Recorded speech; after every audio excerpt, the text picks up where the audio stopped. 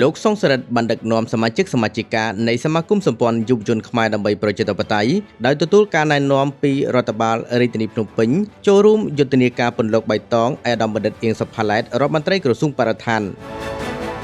នៅព្រឹកថ្ងៃទី23ខែមីនាឆ្នាំ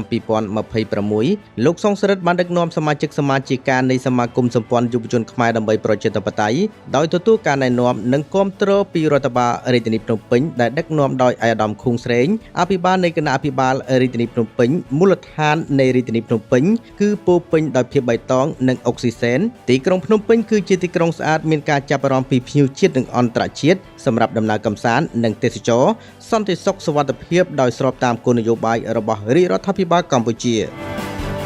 សមាគមសម្ព័ន្ធយុវជនខ្មែរដើម្បីប្រជាធិបតេយ្យបានយកកូនឈើចំនួន200ដើមមានបេងនាងនួនច័ន្ទគិរីកកោះទៅដាំនិងប្រគេនព្រះសង្ឃដែលស្ថិតនៅវត្តភ្នៀតសង្កាត់ស្នោខណ្ឌកបូលរាជធានីភ្នំពេញដោយគាំទ្រនឹងយុទ្ធនាការរបស់ឯកឧត្តមបណ្ឌិតអៀងសុផាឡែតរដ្ឋមន្ត្រីក្រសួងបរិស្ថានយុទ្ធនាការពន្លកបៃតងនិងទទួលការឧបត្ថម្ភដើមឈើពីឯកឧត្តមបណ្ឌិតអៀងសុផាឡែតផងដែរ